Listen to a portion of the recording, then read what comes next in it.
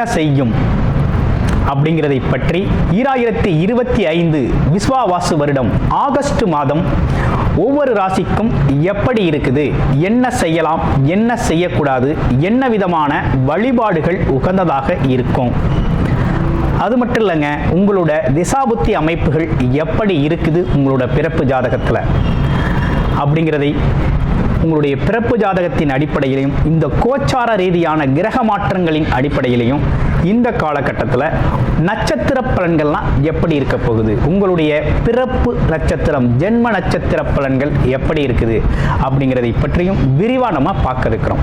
அன்பு நேயர்கள் அனைவருக்கும் அன்பான வணக்கங்கள். நான் உங்கள் வாழ்க வளமுடன் ஜோதிடர் குருச்சந்திர வடிவேல். இப்போ உங்களுடைய ராசிக்கு எப்படி இருக்குன்னு பார்ப்போம். சிம்ம ராசி காலச்சக்கரத்தின் 5வது ராசியாக இருக்கக்கூடிய சிம்ம ராசி அன்பர்களுக்கு இந்த ஆகஸ்ட் மாதம் 2025 எப்படி இருக்க போகுது அப்படின்னு பார்க்கையில், சிம்ம ராசி அப்படின்னு எடுத்துக்கிட்டோம்னாலே பார்த்தீங்கன்னா நேர்மையான குணம், நிர்வாகத்திறன், எதையும் தன்னோட கட்டுப்பாட்டுக்களை நிர்வாகம் செய்யக்கூடிய ஒரு அமைப்பு அப்படிங்கிறது இயல்பாகவே உண்டு. அதே போல் எந்த ஒரு காரியத்திலையும் எந்த ஒரு செயல்லையும் தன்னம்பிக்கை குறைபாடு இல்லாமல் தளராமல் செய்யக்கூடியவர்கள் அப்படின்னா நம்ம சிம்மராசி அன்பர்கள் தான். செல்ஃப் மோட்டிவேட்டட் பர்சன் அப்படின்னா நம்ம சிம்மராசிக்காரங்க தான்.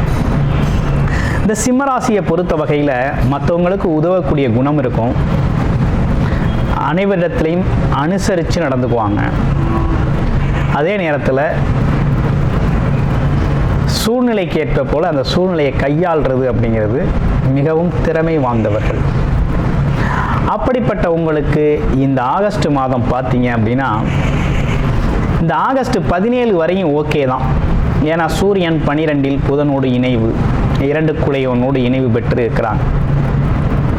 கொஞ்சம் விரைய செலவுகள் இருந்தாலும் என்ன நடக்குது அப்படின்னு பார்த்தோம்னா, வருமானம் அப்படிங்கிற ஒரு விஷயமும், கமிஷன் வருமானம், வேலை தொழில் வருமானம், நிலுவையில் இருந்த வருமானம், வரவேண்டிய வருமானம், இதெல்லாம் வரும். ஃபினான்சியலி கிட்டத்தட்ட ஓகே தான், நல்லாயிருக்கும். ஃபினான்சியலி முன்னாடி இருந்தது மாதிரி ஒரு பெரிய சிரமம் இருக்காது. எங்கிட்ட ஒரு வழியில் நமக்கு வர வேண்டிய பணம், சேர வேண்டிய பணம், கேட்டு வச்ச பணம் அப்படின்னு ஏதோ ஒன்று நம்மளை நிறைவு செய்யும். ஸோ ஃபினான்சியலி பரவாயில்ல. அதே போல் இன்கம், வேலை தொழில் வருமானத்தில் இருக்கவங்களுக்கு வேலை தொழில் வருமானம் சம்பந்தப்பட்ட விஷயத்தில் பண பிரச்சனையும் இல்லை, வரும். அதற்கான வருமானம், தேவைக்கேற்ற வருமானம் அப்படிங்கிறது நல்லா இருக்குது. சரி, வேறு எந்த பக்கம்தான் நல்லா இல்லை அப்படின்னு பார்த்தோம் அப்படின்னா, அஷ்டம சனி. இப்போ வக்ரவ நிலையில் சனி. சிம்ம ராசிக்கு இது ஒரு நல்ல காலம். இந்த டைம் ரைட் டைம். என்னன்னா, ஏற்கனவே ஒரு திட்டம், ஒரு பிளானு, வெளியூர் வெளிநாடு போகிறது, அது மட்டும் இல்லாமல் ஏதோ ஒரு விஷயத்தை பிளான் பண்ணி செய்யணும்னு பிளான் பண்ணிவிட்டு அதை பார்த்துக்கலாம், இப்போ கொஞ்சம் டைம் சரியில்லாமல் இருக்குது அப்படின்னு தள்ளி வச்சது. இல்லை அப்படின்னா அது ஏதாவது ஃபினான்ஷியல் இஷ்யூஸ், இல்லை வேற ஒரு பிரச்சனை, அதனால செய்யலை அப்படின்னு சொல்லி நிப்பாட்டி வச்ச வேலைகள், பழைய வேலைகள், திட்டமிட்ட வேலைகள், செய்யணும் நினச்சிருந்த வேலைகள், அதுவும் உங்களுக்கும் சரி மற்றவங்களுக்கும் சரி நன்மை தரக்கூடிய செயல்கள் அனைத்துமே இந்த காலகட்டத்தில் செய்யலாம். குயிக்காக முன்னேற்றம் கிடைக்கும். டக்கு டக்குன்னு அந்த விஷயங்கள்லாம் நடக்க ஆரம்பிக்கும். நல்ல விஷயங்கள் நடக்கும், திட்டமிட்டபடி நடக்கும். நடக்கக்கூடிய ஒரு நல்ல காலகட்டம் தாங்க இந்த காலகட்டம். இதில் செவ்வாய் பகவான்னு சொல்லக்கூடிய உங்கள் ராசிக்கு பாக்யாதிபதி பார்த்தீங்கன்னா ராசிக்கு 2ஆம் இடத்துல அற்புதமாக அமர்ந்துட்டார். தனம், குடும்பம், வாக்கு, வருமானம் ஓகே, குடும்பம், வாக்கு எப்படி இருக்க போகுது அப்படிங்கிறத தான் இப்போ நம்ம பார்க்க போகிறோம். இதில் என்ன நடக்குது அப்படின்னா, கொஞ்சம் வீண் விதண்டாவாதமான பேச்சுக்களை சிம்மராசி அன்பர்கள் இந்த காலகட்டத்தில் தவிர்த்துக்கணும்.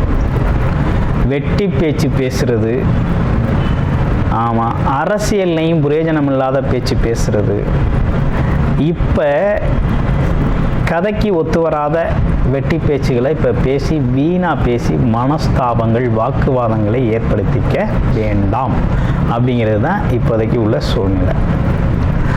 அதே நேரத்தில் வருமானத்திற்காக இருக்கிற முயற்சிகள்லாம் கை கொடுக்கும், நல்லா கை கொடுக்கும், சிறப்பை தரக்கூடிய நல்ல அமைப்பு அப்படிங்கிறது ஏற்பட்டிருக்கு.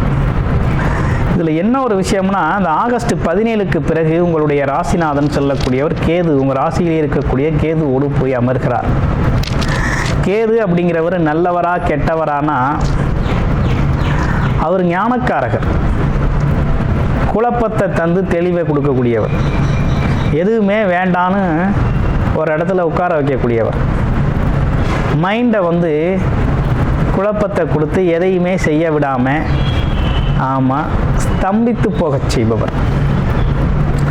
அவரோடு ராசிநாதன் போய் சேர்ந்தா என்ன ஆகுது அப்படின்னா, எங்கிருந்து தான் இந்த பிரச்சனை வந்துச்சு, இந்த குழப்பம் வந்துச்சு அப்படின்னு தெரியாத அளவுக்கு ஒரு குழப்பம் வந்துடும். எதிர்பாராத குழப்பம், எதிர்பாராத டென்ஷன், ப்ரெஷர் அப்படிங்கிறதெல்லாம் கிரியேட் ஆகிரும். அதனால் கவனமாக இருங்க, கொஞ்சம் கவனம் எடுத்துக்கங்க. விநாயகர் கோவில் வழிபாடு ப்ளஸ் பிரதோஷ காலத்தில் சிவ வழிபாடு அப்படிங்கிறது ரொம்ப முக்கியம். பண்ணிக்கங்க சிம்மராசி அன்பர்களே, ரொம்ப நல்லா இருக்கும். ஏன்னா தேவையில்லாத ப்ரெஷர், டென்ஷன், கோபம், கன்ஃபியூஷன்ஸ், குழப்பமான சூழ்நிலைகள் இவையெல்லாம் உருவாகும். அதெல்லாம் தவிர்க்கணும் அப்படின்னா இந்த விஷயத்தெல்லாம் நீங்கள் செய்யணும். அதுலேயும் குறிப்பாக அந்த காலகட்டத்தில் சிம்மராசி அன்பர்கள் பார்த்தீங்கன்னா எல்லார்கிட்டையும் மதிப்பு மரியாதை பெற்றவர்கள்.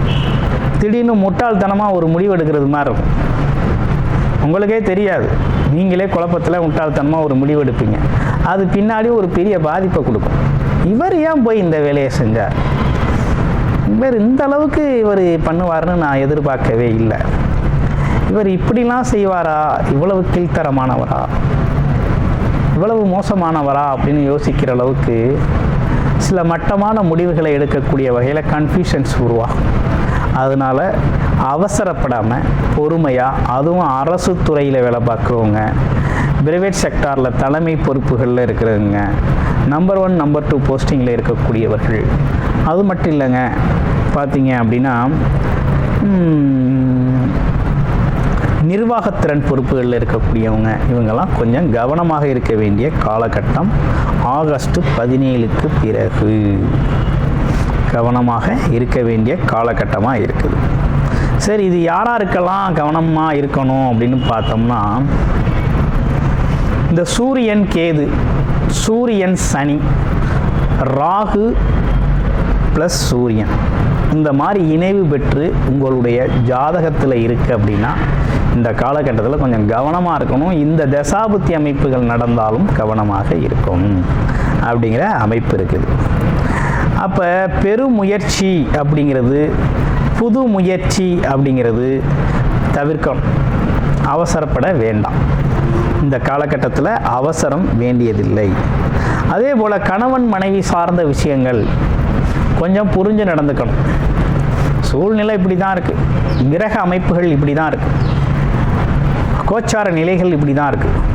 அதனால் இதை புரிஞ்சு நடந்துக்கணும், அண்டர்ஸ்டாண்டிங்கை அதிகப்படுத்திக்கணும் அப்படிங்கிறது குடும்ப பெண்மணிகளுக்கு உண்டான ஒரு அமைப்பு. ஏன்னா நீங்கள் தான் கணவர் ஒரு வேளை சிம்ம ராசியாக இருந்தால் நீங்கள் தான் அவருக்காக நீங்கள் தான் ஜாதகம் பார்ப்பீங்க, நீங்கள் தான் அவங்களுக்காக இந்த காணொலியெல்லாம் பார்ப்பீங்க, வீடியோலாம் பார்ப்பீங்க. அப்போ கொஞ்சம் கூடுதல் கவனம் எடுத்துக்கணும், அவசரப்படக்கூடாது, கோபப்படக்கூடாது, ஒற்றுமை புரிதல் வேண்டும் அப்படிங்கிற மாதிரி இருக்குது.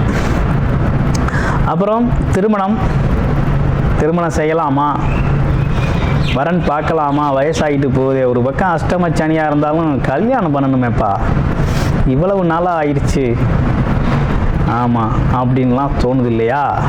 திருமண ஏற்பாடுகள் செய்யலாம், முயற்சி எடுக்கலாம். அது ஆவணி மாதத்திற்கு எடுங்க, ஒன்றும் தப்பு இல்லை, எடுங்க. ஆனால் கைகூடுமா அப்படின்னு பார்த்தா கொஞ்சம் லேட் ஆகும். எதிர்பார்த்த மாதிரி இல்லாமல் கொஞ்சம் சில அலைச்சல்கள், சில மாற்றங்களுக்கு பிறகு கைகூடும். அதுலேயும் இந்த காதல் திருமணம் செய்யணும் அப்படின்னு நினைக்கிறவங்க இந்த காலகட்டத்தில் பேச்சை குறைச்சிக்கிறது நல்லது. இல்லைன்னா காதல் முறிவுகள் ஏற்படக்கூடிய காலகட்டமாக இருக்குது. கல்யாணம் வரையும் போகாமல் இடையிலே டிஸ்கண்டினியூ ஆகிடும். அதனால் கொஞ்சம் கவனமாக இருங்க. ஆமாம். அடுத்து மாணவர்கள் ஆகஸ்ட் 17க்கு பிறகு ஒரு புதிய குழப்பம் வருது. நம்மளோட கான்ஃபிடென்ட் லெவலையே போட்டு தரமட்டமாக்க போகுது. அதனால் கொஞ்சம் கவனமாக இருங்க.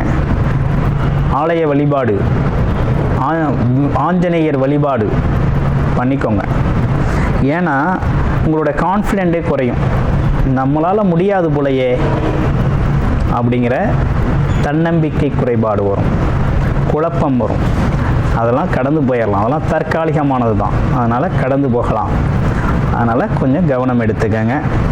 அடுத்து பெண்கள் சார்ந்த விஷயங்கள், உடம்பு ஹெல்த்து எல்லோரும் எப்படி இருக்க போகுது அப்படின்னா, ஒன்றும் பெரிய ஹெல்த் இஷ்யூஸ் ஒன்றும் கிடையாது. அடிக்கடி டென்ஷன் ஆகுறது, ப்ரெஷர் ஆகுறது, அதனால் பாடி பெயின் வர்றது, ஹெட்டேக், தலைவலிக்குதப்பா அப்படின்னு தலைவலி வர்றது, கண் எரிச்சல் வர்றது, சரியாக தூக்கம் இல்லாமல் எதையாவது போட்டு யோசிச்சு குழப்பிட்டு அதை எப்படி இது அப்படின்னு சொல்லி குழப்பிட்டு கிடக்கிறதுனால கண்ணெரிச்சல் வர்றது, இப்படிப்பட்ட சின்ன சின்ன விஷயங்கள் தான் வரும். இதெல்லாம் கை வைத்தியம் அப்படின்னு சொல்லக்கூடிய, குடும்ப வைத்தியம் அப்படின்னு சொல்லக்கூடிய வகையில் அதெல்லாம் நீங்களே இதற்கான விழிப்புணர்வை எடுத்து சரி பண்ணிக்கலாம். அடுத்து சீனியர் சிட்டிசன்ஸ், வயது மூத்தவர்கள் ஏதேனும் தொழில் முதலீடு செய்யலாமா? அவசரப்பட வேண்டாம். வேற உடம்பு எதுவும் ஆரோக்கியம் இருக்குமா? கண்டிப்பாக உடல் ஆரோக்கியத்தில் கூடுதல் கவனம் எடுத்துக்கிறது ரொம்ப நல்லது. அடுத்து உங்களுடைய பிறப்பு ஜாதகம் சம்பந்தப்பட்ட தொடர்பான விஷயங்கள் நீங்கள் பார்த்து தெரிஞ்சுக்கணும் அப்படின்னு விருப்பப்பட்டீங்க அப்படின்னா டிஸ்பிளேல தர்ற நம்பருக்கு கால் பண்ணி அப்பாயின்மெண்ட் ஃபிக்ஸ் பண்ணிக்கிட்டு உங்களுடைய பிறப்பு ஜாதகம் சம்பந்தப்பட்ட விஷயங்கள், கோச்சார ரீதியான விஷயங்களுக்கு எந்த அளவுக்கு தொடர்பு பெறுது, எது சாதகமாக இருக்குது, பயன்படுத்திக்கலாமா வேண்டாமா, இந்த காலகட்டம் ரைட் டைமா, எப்படி ஏதேனும் தெய்வீக வழிபாடுகள்லாம் எப்படி இருக்கும், செஞ்சால் என்ன மாற்றம் ஏற்படும் அப்படிங்கிறத பற்றிய ஒரு தெளிவு நீங்கள் தெரிஞ்சுக்கணும்னு ஆசைப்பட்டீங்க அப்படின்னா டிஸ்பிளேல தர நம்பருக்கு கால் பண்ணி அப்பாயின்மெண்ட் ஃபிக்ஸ் பண்ணிவிட்டு உங்களுடைய ஜாதகத்தை, பிறப்பு ஜாதகத்தை முழுமையாக தெளிவாக நீங்கள் பார்த்து தெரிந்து கொள்ளலாம். நன்றி, வணக்கம், வாழ்த்துக்கள்.